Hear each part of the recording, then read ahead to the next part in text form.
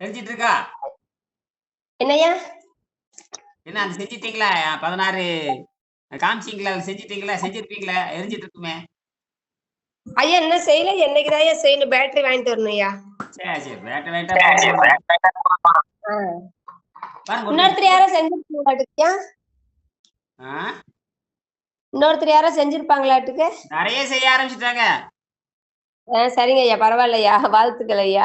ஆமா, ப்ரொஃபசர்ட்ட காமிச்சிட்டு வந்துட்டாங்க. பிறையணிதல் நேர்ல போய் பாண்டிச்சேரி ப்ரொஃபசர்ல அவங்க படிக்கிற டிபார்ட் அவர் பார்த்துட்டு நல்லா இருக்கு நீங்க செய்யுங்க அப்படின்னு சொல்லி, நல்லா இருக்குது செய்யுங்க, இது சாத்தியம் தான்ட்டாங்க. என்னது இது சாத்தியம் தான். சாத்தியம். ஆமா, ஒரு ப்ரொஃபசர்ட்ட பேசினேன் நேற்று, அவர் பேராசிரியர் பேசினேன். இது இது நம்ம பிறையணிதலுக்கு தான் நம்ம வாழ்த்துக்கள். அவங்க வந்து கல்லூரியில் போய் அவங்க அவங்க வந்து அவங்க கல்லூரியில் இருக்கிற பெரிய அது யூனிவர்சிட்டிக்கு போகிறதா நம்ம, அதாவது யூனிவர்சிட்டினா பல்கலைக்கழகத்தில் போகணும். அது முதல் முயற்சி பண்ணியிருக்காங்க இவங்க. யாரு? பிரேமுதல் ஐயா. பிறந்தவர் பண்ணிட்டாங்க. அடுத்தது இன்னைக்கு இன்னைக்கு வேதியியல் துறை, அப்புறம் எலக்ட்ரானிக் துறைகளை போக சொல்லியிருக்கேன். அதான் பேப்பர் கொடுத்து போட்டு அவங்க கண்ட பார்க்குறாங்க இல்லையா, கண்ட பார்த்துட்டு அந்த கொள்கையை படிக்கிறப்ப யாரும் மறுக்க முடியாது. யாரும் மறுக்க முடியாது ஐயா. நீங்க பண்ணிருக்கீங்களே, சாதாரண விஷயமா? நீங்க பண்ணி போடுங்க. ஒரு மல்டிமீட்டர் ஒண்ணு வாங்கி வச்சுட்டீங்கன்னா தினம் எப்படி செலவாகுது அப்படின்னு கண்டுபிடிக்கலாம். இதெல்லாம் வந்து 3 நாள்ல 3 மணி நேரத்துல சாக வேண்டியது இப்ப வந்து இன்னைக்கு வந்து 8 நாள் ஆச்சு. 192 மணி நேரமா அது எரியுது. அதாவது 3 மணி நேரத்துல சாக வேணும் இப்ப இருக்கிற கல்வி முறைப்படி. ஐயா பழைய பேட்டரி போடலாமா ஐயா? பழைய பேட்டரி போட்டீங்கன்னா அந்த எரியும், ஆனா கொஞ்சம் பத்தாது. சரிங்கய்யா. பழைய பேட்டரியில எவ்வளவு இருக்குன்னு பாருங்க, எவ்வளவு வோல்ட் இருக்குன்னு காட்டுங்க. சரிங்க. செக் பண்ணி பாருங்க, சோதனை பண்ணி பாருங்க. ரெண்டுலயும் வச்சுக்க. ஒரு மல்டிமீட்டர் இருக்கு இல்லையா, அதை வச்சு வோல்ட்ல இப்படி திருப்பி பார்த்தீங்கன்னா வோல்ட் இருக்கு, எவ்வளவு வோல்ட் இருக்குன்னு முதல்ல பாருங்க. கொஞ்சம் ஒரு வோல்ட்டாவது இருக்கணும், ஒரு வோல்ட்டாவது இருக்கணும். சரிங்க. 2 வைக்கிறப்ப 3 வோல்ட் வரும். நீங்க புதுசே வச்சிருங்க. சரிங்க ஐயா, புதுசு வச்சிடறோம். புதுசு நீங்க எவரடி பேட்டரி வச்சாலும் எவரடி பேட்டரி வச்சீங்கன்னா ஒரு நல்ல ஒரு 15 நாள் பிரகாசமா இருக்கும். டியூரேஷன் வச்சீங்கன்னா 2 மாசத்துக்கு பிரகாசமா இருக்கும். நீங்க அதை பண்ணிருங்க. சரி, இப்ப மருத்துவத்தை பேசலாம். யாரு? கடலூர் சுரேஷ். என்ன படத்தை காட்டுக்கு வீடியோ ஆன் பண்ணுங்க. கடலூர் சுரேஷ் கேக்குதுங்களா? ஐயா மியூட்ல போட்டிருக்காங்க. பழனிவேல்.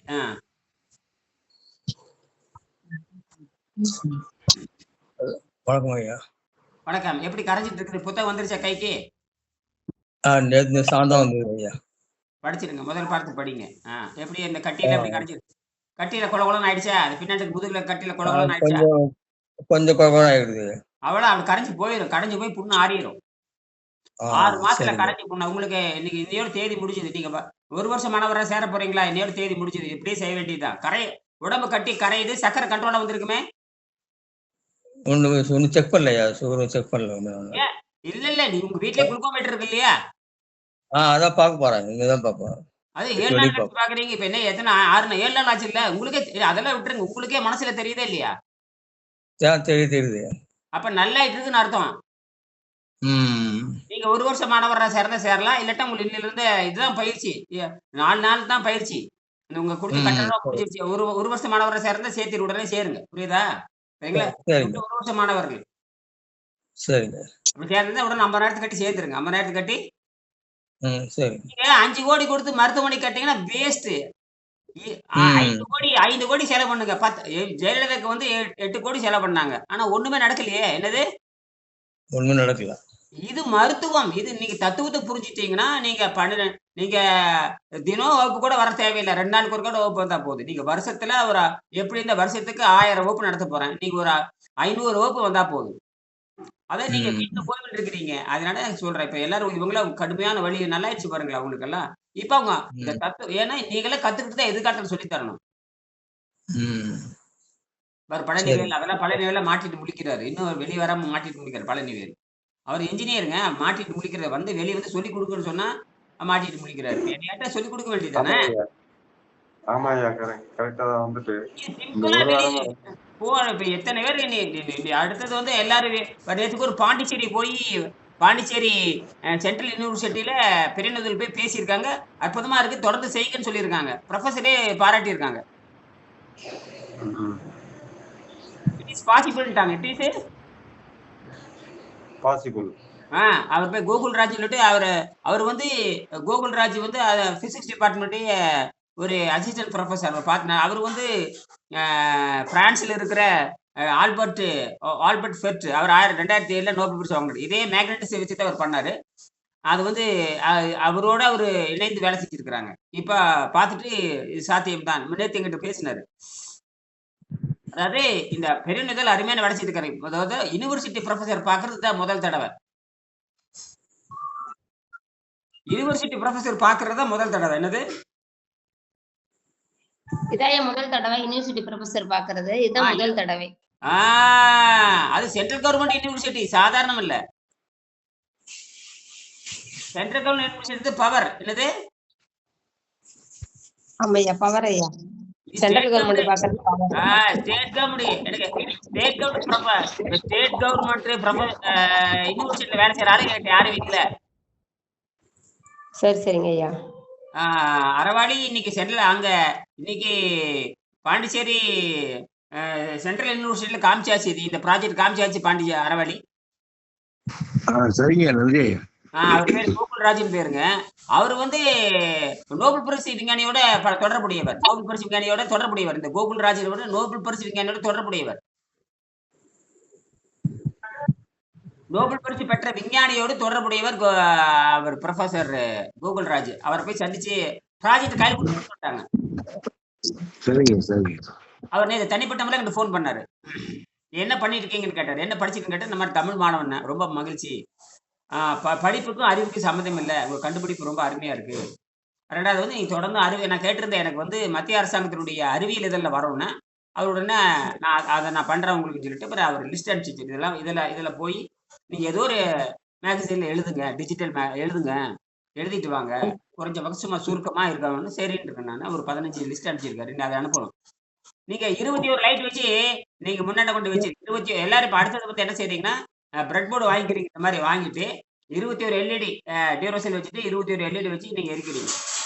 எரிச்சு எல்லாத்துக்கும் காமிச்சிருங்க. யார ப்ரொஃபஸர் உங்களுக்கு இந்த அறிவியல் மாணவர், குறிப்பா ப்ரொஃபசர்ஸ் அவங்களுக்கு காமிச்சிருங்க, வச்சிருங்க. இதில் என்னன்னு கேட்டா ஒரு ஜெராக்ஸ் எடுத்து வச்சிருங்க. அந்த தத்துவங்கிறது ஒண்ணும் இல்லை, ஒரு பக்கம் ஜெராக்ஸ். இந்த இப்ப நாம செய்யக்கூடிய இந்த லைட், இந்த 21 விளக்கு அப்படியே வச்சிட வேண்டியதான். தேவைப்பட எடுத்து படிக்க வேண்டிய. அறிவியல் ஆர்வம் இந்தியாவில யாருக்குமே இல்லை. அறிவியல்ல மாணவர் சேர்றதே இல்ல. பிசிக்ஸ் டிபார்ட்மெண்ட் கெமிஸ்ட்ரியில யாரும் அறிவியல் புக்கில் படிக்கிறாங்க தவிர அவங்க பயன்படுத்தல அறிவை. ஏன்னு கேட்டீங்கன்னா இங்க செய்முறை கிடையாதுங்க. வெளிநாட்டுல செய்முறை இருக்குது, அதை சேர்றாங்க. இங்க செய்முறையே கிடையாது. அதுதான் வெள்ளக்காரனோட சிஸ்டம். வெள்ளக்காரன் இந்தியாவுக்கு செய்முறையை மறைச்சிட்டு அவன் நாட்டுல செய்முறை இருக்குது, நம்ம நாட்டுல செய்முறை இல்லை. நீங்க அறிவாளி ஆகக்கூடாதுங்கிறது வெள்ளக்காரனுடைய சிஸ்டம். இனிமேல் காலேஜ்லயே மூடிடுவாங்க. எல்லா காலேஜும் மூடத்தான் போறாங்க. பிசிக்ஸ் டிபார்ட்மெண்ட் மூடிடுவாங்க, கெமிஸ்ட்ரி டிபார்ட்மெண்ட் மூடிடுவாங்க, இந்த அறிவியல் துறை பேர் மூடிடுவாங்க. மாணவரே இல்ல, அறிவியலுக்கு மாணவரே சேர்றதுன்னு ப்ரொஃபசர் பேசுறது எனக்கு தெரியும். என் பொண்ணே சொல்லுது. என் பொண்ணே வந்து தமிழ் மாணவர் தானே, தமிழ் ப்ரொஃபசர் தான். நாங்க மாணவரே கிடையாதாமா.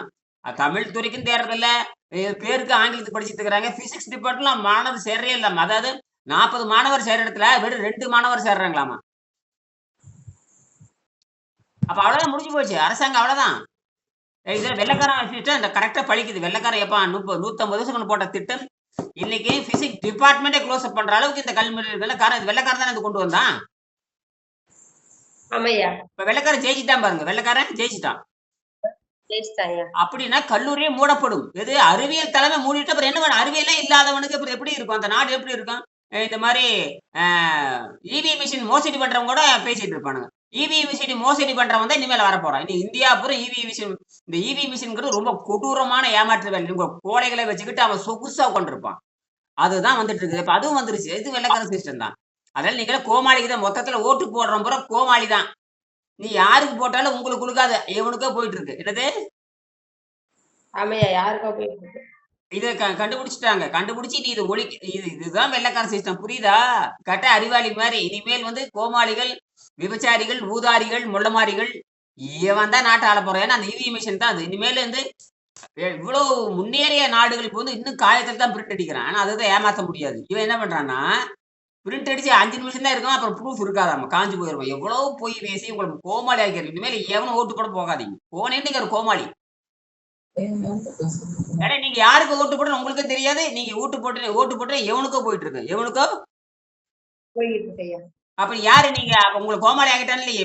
இப்பதான் பேச ஆரம்பிக்கிறாங்க. இதெல்லாம் எப்பவோ தன்னார்வலர்கள் எப்போ 6, 7, 8, 9, 10 வருஷத்துக்கு முன்னாடி 20, 15 வருஷத்துக்கு முன்னாடி இவி மிஷின் வருகின்ற பொழுது அப்பெல்லாம் ஆர்வலர்கள் பேசுனீங்க. இப்பதான் எல்லாம் தோத்து போனதுக்கு காரணம் இவன் தான். இல்ல இந்த கோமாளி வரவே முடியாது. இது விஜய்ங்கிற கோமாளி வந்திருக்கவே முடியாது.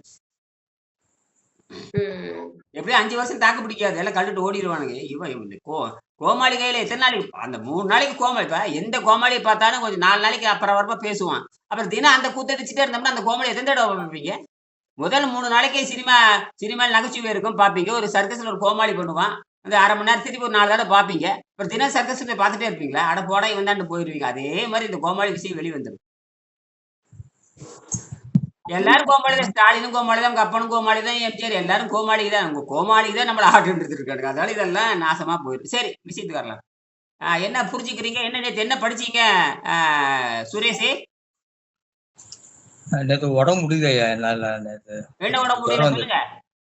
ஜுரம் வந்துடுது, மயக்கமாயிடுச்சு. ஆஹ் அப்படியே தூங்கிட்டேன் ஐயா. ஃபுல்லாவே தூங்கி தான் இருந்தேன் வீட்டுல. எல்லா ஃப்ரைடே 19ஆம் பாடத்தை நல்லா படிங்க. சரி ஐயா.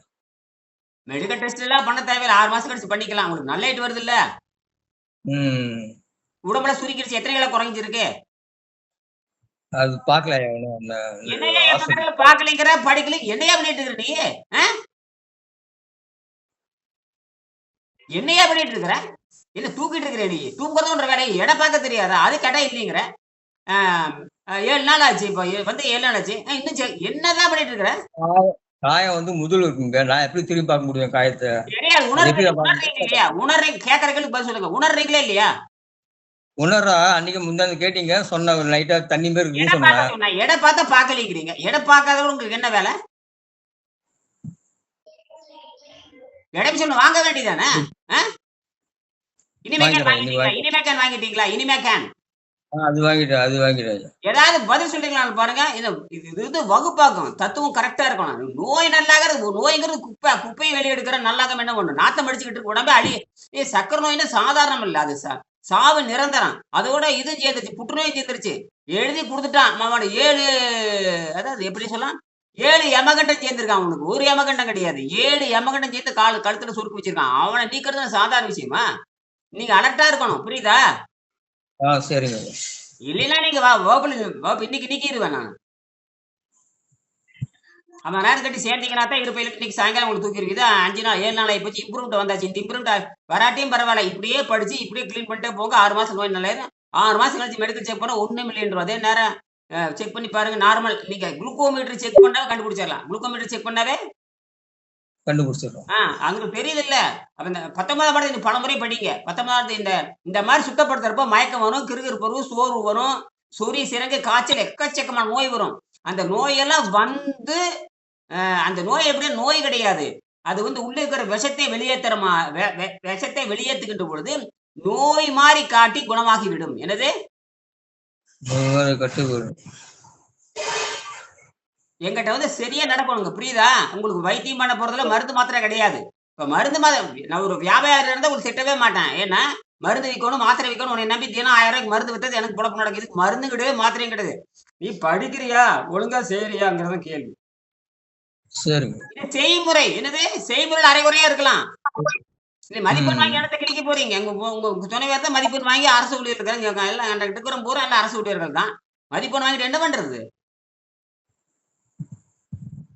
நேற்று கூட சென்ட்ரல் யூனிவர்சிட்டி ப்ரொஃபசர்ட்ட நான் பேசியிருக்கேன். அதுக்கு வந்து பிறனுவது தான் காரணம். ஒரு சென்ட்ரல் யூனிவர்சிட்டி ப்ரொஃபசர்ட்ட நான் பேசணும்னா அப்ப நான் கண்டுபிடிச்சதை தானே பேச முடியும். இது செய்முறை. என்னது?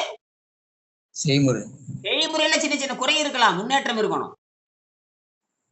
இப்ப நீங்க செஞ்சிட்டு இருக்கிறீங்க இல்லையா? அதுதான் முக்கியம். இப்ப நீங்க செஞ்சிட்டு இருக்கிறீங்க அதுதான் முக்கியம். சரி. எதுக்குன்னா கன்ஃபார்ம் பண்றதுக்கு. எதுக்கு? அந்த மெஷின் வந்து பொய் சொல்லாது. நீங்க நேத்து ஒரு 70 கிலோ இருந்திருப்பீங்க. இன்னைக்கு ஒரு 70 கிலோ இருந்தீங்கன்னா, ஒரு 68 கிலோ வந்திருக்கிறீங்களா? அது மெஷின் பொய் சொல்லாது. மிஷின் போய் சொல்லுங்க. ஆனா நீங்க உண்மை சொல்றீங்க. எனக்கு குறைஞ்சிருக்குதுங்க. வலி குறைஞ்சிருக்குதுங்க. அந்த பின்னாட முதுகு சுரந்திருக்குங்க. அதெல்லாம் ஏங்க பின்னாட ஒரு ஃபோட்டோ எடுத்து அனுப்ப வேண்டியது தானே? அந்த அனுப்பிச்சு நீங்க முதுகோட பார்த்தீங்கன்னா 10 நாளைக்கு முன்னாடி தான் வீக்கமா இருந்திருக்கும்.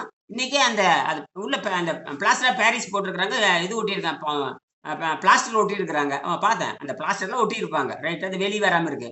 அந்த படம் எடுத்தோம்னா, அந்த சுருங்கி இருக்கிறது தெரியும். என்னது?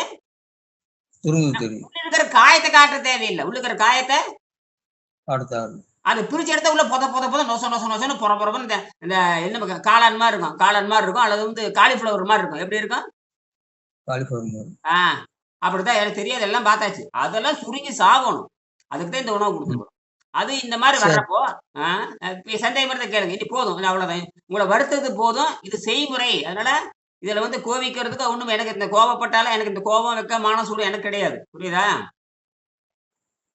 இது தியரி கிடையாது. இது பாஸ் மார்க் வாங்குற வேலை இல்ல. இது வந்து இப்ப இந்த அளவுக்கு முன்னேறிருக்கு. இதுவே போதும். இந்த அளவுக்கு செஞ்சிருக்கிறீங்க. இதே போதும். இத வந்து ஒழுங்குபடுத்தி எழுதிட்டு வரணும். எழுதிட்டு வர்றீங்களா? அதான் எழுதி அதான் உங்களுக்கு படுத்துட்டு தான் இருக்கிறீங்க. இந்த 7 நாளா எழுதியிருக்கணும் இல்லையா? இந்த மாதிரி தொடங்குனேன். இந்த மாதிரி பிரச்சனை இருக்குது. குறைஞ்சிருக்கு. எழுதுனீங்களா? அது எழுதல. இன்னைக்கு எழுதி ஆ. அப்ப எதையுமே உள்வாங்கறது இல்ல. படுத்துட்டு தான் தூங்கிட்டு இருக்கிறீங்க. உங்களுக்கு என்ன வேலை? பரமேஸ்வரி எழுதியிருக்கீங்களா நோட்டெல்லாம்? ஐயா எழுதியிருக்கேன் ஐயா. இன்னைக்கு படத்தை எடுத்து அனுப்புங்க. சரியா? சரி, நிறைவு செய்யறேன். போதும். இன்னைக்கு பொதுவா பேசியாச்சு. வகுப்பு இல்ல. வேற ஏதாவது பேசலாமா? ஐயா நேத்து பொழுதுனிக்கும் தண்ணியில தாயா போட்டேன். நேத்து காலையில இருந்து நைட்டு வரைக்கும் ஒரு 3 பேரிச்சம்பழம் சாப்பிட்டேன்யா. ஆ. அப்புறம் தண்ணி தாயா குடிச்சேன். நைட்டு லெமன் டீ குடிச்சிட்டு படுத்தேன். காலையில கொஞ்சம் சளி வந்தது. ஆ. இன்னைக்கு நேத்து இந்த கடல்ல வாந்தி எடுத்த பாருங்க. இந்த கடல் நேத்து வாந்தி எடுத்தேன். என்னய்யா? இந்த கடல் நேத்து நான் வாந்தி எடுத்தேன். இத பாரு. ஐயா என்ன சாப்பிட்டீங்க? வாமிட்டு வர்றதுக்கு இல்ல ஒண்ணு சாப்பிடலையா? சும்மா இருந்தா வாந்தி வந்துருச்சு. சும்மா இருந்தா வாந்தி வந்துருச்சு. சரி சரிங்க ஐயா. அந்த உள்ளுக்கற பித்து இந்த நேரத்துல வெளிய வந்தது. நேத்து காட்டுக்கு போய் நேற்றைய காணொளி பார்த்திருக்கணுமே. பாக்கலையா? நேற்றைய செய்தி யூடியூப்ல போடலையா? குடிலுக்கு போறேன், கிளாஸ் இல்லன்னு சொல்லியிருந்தீங்க, பார்த்தேன். சரி, அப்படின்னா அதுக்கப்புறம் நேத்து இரவு வகுப்பு நடந்தது. யாரும் வரல? இரவு நான் 9 மணி வரைக்கும் பார்த்தேன்யா. எனக்கு என் போனுக்கு வரவே இல்ல. என்ன வரல? இந்த போன் வரலையா? எல்லாத்துக்கும் தானே வரும். கேட்டது எல்லாத்துக்கும். இப்ப எப்படி வந்தீங்க? இப்ப கூப்பிட்டு அதே மாதிரி நேற்று சாயங்காலம், இப்ப காலையில கூப்பிட்டு நேற்று சாயங்காலம் இதே மாதிரி 7:30 மணி 7:15 கூப்பிட்டேன். யாரும் வரலீங்க. அப்படியா? என்ன நேற்று 7:15 என்ன பண்ணிட்டு இருந்தீங்க? நேற்று சாயங்காலம் 7:15 என்ன பண்ணிட்டு இருந்தீங்க எல்லாருமே? ஐயா நான் ஃப்ரீயா தான் இருந்தேன். ஒருவேளை நெட் ஆஃப்ல இருந்திருக்கும்னு நினைக்கிறேன் ஐயா. போச்சு. ஏன் எதுக்கு நெட் ஆஃப் பண்றீங்க? அந்த நேரத்துக்கு காலையில திறந்து வைக்க வேண்டாமா? சாயங்காலம் சரி, மற்ற நேரத்துக்கு செலவாகுது. காலையில 7 to 8 வரைக்கும் வச்சுக்க வேண்டியதான். சாயங்காலம் 7 to அப்படி வச்சுக்க வேண்டியதான். மத்தியானம் 1:30 மணிக்கு கூப்பிட்டு வச்சுக்க வேண்டியதான். எதுக்கு நெட் ஆஃப் பண்றீங்க? காலையில எந்திரிச்சோன்னே அந்த வேலை தான் பண்ணுவேன். போச்சுல, நேற்று வகுப்பு போயிடுச்சு. சரி, பதிவு பண்றது அதை பாருங்க. நான் என்ன நடந்தது பாருங்க. அதெல்லாம் எதுவும் பார்க்காம வராதீங்க. நேத்து என்ன பேசியிருக்காங்க, நேத்து என்ன பண்ணிருக்காங்க, அதெல்லாம் வந்துட்டே இருக்கும். உங்களுக்கு அதை பார்க்கணும் இல்லையா? நீங்க நெட் ஆன் பண்ணதுக்கு அப்புறம் நீங்க வந்து சப்ஸ்கிரைப் பண்ணிருக்கீங்க இல்லையா? நீர் மருத்துவத்துக்கு பதிவு பண்ணிருக்கீங்களா? அது வந்துட்டே இருக்குமே.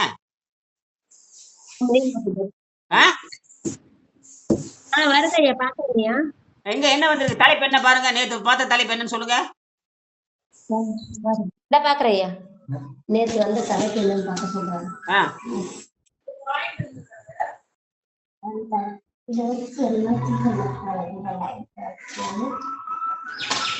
Nuclear week neutron. அது இருக்கட்டும். அது கேட்டுதான் பாருங்க. பாண்டிச்சேரி சென்ட்ரல் யூனிவர்சிட்டி டாக்டர் கூகுள்ராஜ் அப்படின்னு போட்டு பிசிக்ஸ் HOD விசிட்டிங் த பீட்டா டிக்கெட் கொடுத்துருப்பாங்க. அதுதான் அந்த ஏழைகளுக்கு பேசுனது. பாருங்க. பாண்டிச்சேரி சென்ட்ரல் யூனிவர்சிட்டி டாக்டர் கூகுள்ராஜ் வருதான்னு பாருங்க. அதுதான் நான் பேசுனது. பூரா வீடியோ பேசவே இல்லை. சரிங்க ஐயா. அதுக்கப்புறம் தோட்டத்துக்கு போனது, காட்டுக்கு போனது பாருங்க. நீர் மருத்துவம் பயிற்சி மையம், வெங்கடேச முறை, விண்வெளி ஆற்றல்னு சொல்லி 2 ஃபோன் நம்பர் போட்டு ஒண்ணு பேசியிருப்போம் பாரு. அதுதான் அந்த வீடியோ. அது வந்து காட்டுல போய் பண்ணது. அப்பதான் இந்த வாந்தி வந்தது எனக்கு. கடுமையான வெயில்ல இந்த வெயில்ல கடுமையா வேலை செய்யறப்ப வாந்தி வருங்கிறதுக்கு இதான் சான்று. வெயில்ல சரிங்க எவன் ஐயா. வேலை செய்யறானோ அவனுக்கு சாவு தான், சீக்கிரம் சாவு வரும். அது வந்து எனக்கு வந்துச்சு நேத்து. ஒரு 3 மணிக்கு அப்படியே இந்த நேரத்துல எடுத்தேன். அதுல பாருங்க என்ன இருக்கு சொல்லுங்க. இதெல்லாம் நீங்க பார்க்காமயே சும்மா அப்படியே குருட்டு முண்டமா வரக்கூடாது வகுப்புக்கு. வகுப்புக்கு வரும்பொழுது என்ன நடந்திருக்குது, நேத்து என்ன நடந்தது? இப்ப நீங்க பேசுறதெல்லாம் வருதான்னு பார்க்கணும். இப்ப பதிவு பண்ண போறேன், தூக்கி போட போறேன். இதெல்லாம் இப்ப கூட இப்ப நீங்க இது பண்றதெல்லாம் நான் இப்ப நீங்க பேசுறதெல்லாம் அது இருக்குது. இதெல்லாம் நீங்க வந்து லிங்க் எடுத்து பதிவு பண்ணி வச்சுக்கணும். இதெல்லாம் வகுப்புக்கு உதவும். சும்மா வரக்கூடாது. சும்மா பார்த்தேன் வந்துட்டு சும்மா வந்து தலையாட்டிலாம் இருக்கக்கூடாது. எல்லாம் நேத்து பார்த்துருக்கணும். உங்களுக்கு அதான் வேலை உங்களுக்கு. ஏன்னா உங்களுக்கு உணவு கிடையாது, ஒண்ணும் கிடையாது. சுத்தத்துல இருக்கிறீங்க. அப்ப படிக்கிறதும், சிந்திக்கிறதும் உங்க வேலைய தவிர, ஊருக்கு போறது, உலகம் சுத்துறதெல்லாம் அது தெண்டம் அதெல்லாம். அத பண்ணீங்கன்னா உங்களுக்கு அறிவே வராது. அறிவே வராது. உண்மைதான் ஐயா. நீங்க ஊரோட தொடர்பு வச்சுட்டு யாரு பண்புடையாரோட தொடர்பு வச்சுக்கணும். இப்ப நீங்க மற்றவங்களோட பேசலாம். அதுதான் அறிவு வரும். நீங்க இன்னும் பழைய பன்னிக்குட்டி மாதிரி இருந்தீங்கன்னா ஒண்ணும் நடக்காது. ஐயா இல்லையா, முந்தா நாள் இங்க திருவிழா ஐயா. எங்க வீட்டுல அசைவம் செஞ்சாங்க, உறம்பறை எல்லாம் கூப்பிட்டு. அதனால நானும் எங்க பையனும் அங்க காட்டுக்குள்ள போயிட்டோம் ஐயா. நல்லது, நல்லது. தப்பிச்சு போயிட்டீங்க நல்லது. பாருங்க, ஆமையா. எப்படி நீங்க எவ்வளவு தூரம் சுத்தமா இருக்கிறீங்க. இந்த சுத்தத்துக்கு மரியாதை கொடுக்காம அவங்க பண்றான்னா, அதுதான் அங்க கொடூர எண்ணம்னு அர்த்தம். என்னது? ஒரு வாரமா என்னால அது ஜீரணிக்கவே முடியல ஐயா. ஐயோ பண்ண போறாங்களே நம்ம எப்படாவது கண்ணுல பாத்துட்டு இருக்குன்னு ரொம்ப வருத்தமா இருந்தது ஐயா. அப்புறம் கேட்கல எங்க வீட்டுக்காரு. அப்புறம் நானும் என் பையனும் கிளம்பி முத நாள் சாயங்காலமே போயிட்டோம் ஐயா. அவங்களாம் அப்புறம் உடம்பெல்லாம் வந்துட்டு எல்லாம் செஞ்சு சாப்பிட்டு போனதுக்கு அப்புறம் மறுநாள் நைட்டு தான் ஐயா வீட்டுக்கு வந்தோம். நாத்த அங்க போய் காட்டுக்குள்ள போய் வீடே அந்த ஒரு கவிச்சி வாசம் அடிச்சிட்டு இருக்கும். நாங்க இருந்த பக்கம் செய்யலையா, அவங்க வேற பக்கம் வேற ரூம் இருக்கு, அதுல செஞ்சு எல்லாம் அனுப்பிச்சு விட்டாங்க. இதுதான் நான் வந்து இதுக்கு பேரு தான் பற்று அற்ற நிலைன்னு பேரு. பற்று அற்ற நிலைன்னு பேரு. அவங்க உணரவே மாட்டாங்க. ஆமா இந்த உங்களை பார்த்து அவங்க திருத்தவும் மாட்டாங்க, உணர மாட்டாங்க. எப்ப புளுத்து போறாங்களோ அப்ப வருவாங்க. எப்போ ஆமையா. புளுத்து போகத்தான் போறாங்க. அது வரத்தான் புளுத்து போய் மெடிக்கல் டாக்டர் போய் சாகத்தான் போறாங்க. ஆமையா. டைம் எடுத்துக்கும். அந்த அழுகி பாரு எப்படி இப்ப கடலூரை கட்டி வந்து மாட்டிட்டு பிடிக்கிறாரு பாருங்க. அந்த மாதிரி வந்து சேரும். அப்ப அந்த மாதிரி அவர் மாட்டிட்டு முழிக்கிறாரு பாருங்க. 2 நோய் ஒட்டுக்க பெரிய 2 நோய் வாங்கியிருக்காரு. சக்கரை நோயும், புற்றுநோயும். சக்கரை நோய் வந்துட்டா சரியாயிரும். சரியாயிரும். அப்போ 1 மாசத்துல பாதி 50% சரியாயிரும் அவருக்கு. இது நல்லா ட்ரீட்மெண்ட் கரெக்டா பண்ணாருன்னா சரியாயிரும், நீங்க கொடுக்குற நீர் மருத்துவம். ஆமா. இப்பதான் நேத்தம் புத்தகம் தான் அவர் படிக்கணும். எடையை பார்க்க சொன்னா பார்க்கல. கட்டி சுருக்குதான்னு சொன்னா ஆனா வாய் வழியே பேசுறாரு. யாரும் அதுக்கு எவிடன்ஸ் இல்ல. அதாவது வாய் வழியே சொல்றாரு. வாய் வழியே சொல்றதா உண்மை. வாய் வழியே சொல்றதா உண்மையா. மற்றபடிக்கு அவர் முதுகு நான் எப்படி பார்க்க முடியும்னு கேட்கிறாரு. சரி, பக்கத்தால இருக்கிற படம் வீட்டுக்காரர் இருக்காருல்ல, படம் எடுத்து அனுப்பணும் இல்லையா? சொல்லிட்டே இருக்கிறான். அப்படி வீட்டுக்கு படம் எடுத்து அனுப்பாங்க. இப்ப கூட எதிர்த்து உட்காந்து படம் எடுத்து அனுப்பணும். பக்கத்துல தான் கூப்பிட்டு எடுத்து அனுப்பலாம். யார் செய்யணும்? உங்க பிரச்சனையை யார் செய்யணும்? நீங்க தான் செய்யணும். செஞ்சா மக்கள்கிட்ட போகும். வாயில பேசுறதா நான் ஒத்துக்குவேன். நீங்க சொல்றதா உண்மை. ஏன்னா நீங்க அதை காமிச்சு அடுத்தவன் பாக்குறேன், நானும் பாக்குறேன். அதை விட நீங்க வாயில சொல்லதானே உண்மை. நீங்க கூட்டி ஐயா ஐயா ஐயா வந்து நம்ம உடம்ப குணப்படுத்துறதுக்கு தான் ஐயா பேசிட்டு இருக்காரு. நீங்க கொஞ்சம் ஒத்துழைப்பு கொடுங்க. அவர் சொல்றதெல்லாம் நம்ம கரெக்டா செஞ்சோம்னா ஐயாவுக்கு கொஞ்சம் ஆர்வமா இருக்கும். அப்பப்ப எந்திரிச்சு உட்காருங்க. அந்த முதுகு வந்து காத்தோட்டம் இருக்கணும். நீங்க என்ன பண்ணி படுத்துட்டே இருக்கப்படாது. முதுகு வந்து காத்தோட்டத்தில் இருக்கணும். முதுகு வந்து ஏதாவது ஐயா முடிஞ்ச வரைக்கும் காத்தோட்டமா கொஞ்சம் வெளியில இருங்க. ரூமுக்குள்ள முடிஞ்ச வரைக்கும் எப்ப முடியுதோ அப்பெல்லாம் போய் மாடியில போய் வெளியே காத்தோட்டம் பண்ணுங்க. காலையில் டைம், நைட்டு வெயில் போனதுக்கு அப்புறம் 4 செவத்துக்குள்ளேயே இருக்காதீங்க. ஏன்னா வெளிக்காத்து உள்ள வராது இல்லையா, அதனால. அவங்க பாருங்க காலி இடத்துல போய் உட்காந்துக்குவாங்க. அந்த காலி இடத்துல உட்காரணும். அந்த காலி இடம் வரணும், விண்வெளி சக்தி வரணும், காற்று வரணும். இதெல்லாம் பட்டுச்சுன்னு சீக்கிரம் நல்லாயிரும். முடிஞ்ச வரைக்கும் நம்ம இயற்கை காத்துலயே இருக்கணும் ஐயா. அப்ப நான் சாயங்காலம் 5க்கு போனோம்னா 9க்கு தான் மாடியில இருந்து கீழே வருவேன். மதியம் பாத்தீங்கன்னா போய் மரத்துக்கடியில உட்காந்துக்குவேன். காலையிலயும் பாத்தீங்கன்னா 6 மணிக்கு போனா 9க்கு தான் கீழே வருவேன். அதெல்லாம் வந்து சீக்கிரம் உங்களை வந்து ஆக்சிஜன் பட நைட்ரஜன் உள்ள போயிட்டே இருக்கும். அப்புறம் நியூட்ரான் உள்ள போயிட்டே இருக்கு. சீக்கிரம் நல்லாயிரும். பட நல்லாயிரும். நீங்க சாதாரண மருந்து மாத்திரை வந்து 1000 ஆண்டு ஆனாலும் அது ஜெயிச்சுட்டு தான் இருக்க. நம்ம தோத்து போயிடுவோம். அது வந்து அது நோயை அதாவது எப்படின்னா மருந்து மாத்திரை என்று இயற்கையாகவே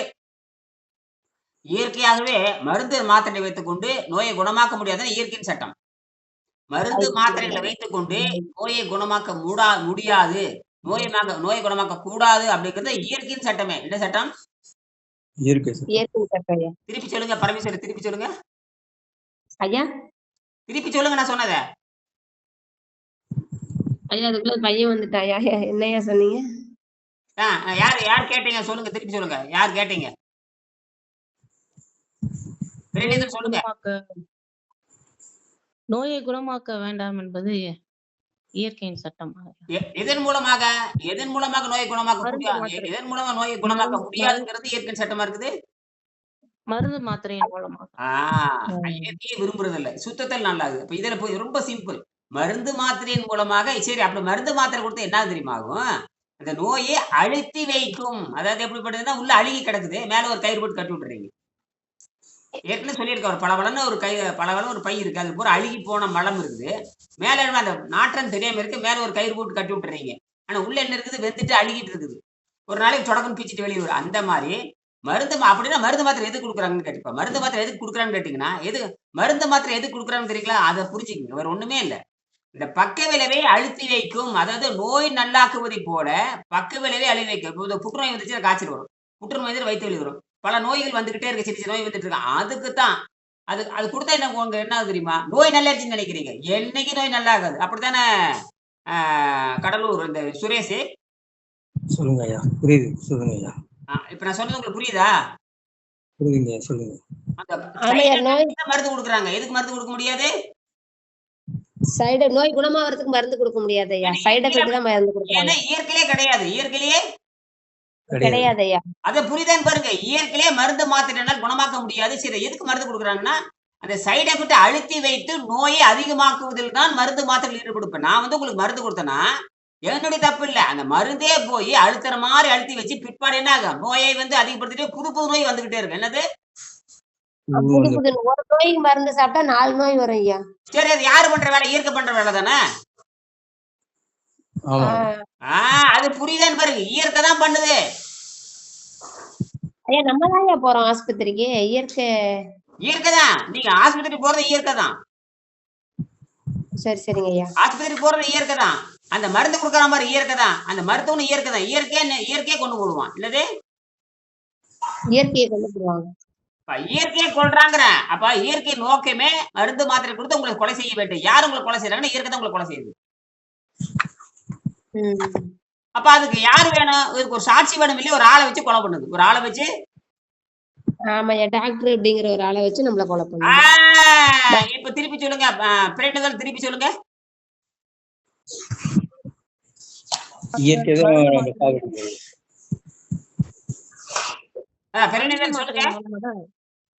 மருந்து மாத்திரையின் மூலமாக சாகடிக்க ட்ரை பண்றாங்க. அதுக்கு இயற்கைக்கு ஒரு ஆள் வேணும் இல்லையா? இப்ப நான் சொல்லிக் கொடுக்க ஒரு ஆள் வேற மாதிரி இயற்கைக்கு ஒரு ஆள் வேணும் இல்லையா? அவன் மனுஷனை வச்சுக்குது. நீங்க தான் டிகிரின்னு போட்டுருக்கீங்க. மொத்தத்துல இயற்கை மட்டும் மனுஷன் தான். இந்த மனுஷனை வச்சுக்கிட்டு அவனை கொலை சொல்லுது. கடைசியில டாக்டர் போனா நல்லா ஆகலிப்பாங்க. டாக்டர் போய் நல்லா ஆகல, அவன் வந்து இயற்கை சட்டம் தெரியாம அவனை வந்து இயற்கையை பயன்படுத்திக்குது. யாரு? இயற்கை வந்து ஒரு மருத்துவனை பயன்படுத்தி மருத்துவன் மூலமாக உன்னை கொலை செய்யுது. சரியா? சரிதான் ஐயா. அப்ப இது யாரு குற்றவாளி கேட்டா இயற்கை தான் குற்றவாளி. அப்ப இயற்கையில 2 இருக்கு. இயற்கையில 2 இயற்கை இருக்கு. சொல்லுங்க பார்க்கலாம். 2 வகையான இயற்கை இருக்குது. சொல்லுங்க. ஆக்கப்பூர்வமான இயற்கை, அழிக்கிற இயற்கை. அவ்வளவுதாம்மா. அழகா புரிஞ்சுட்டீங்க. வகுப்பு முடிஞ்சது. மறுபடியும் மத்தியானம் பேசலாம். நன்றி.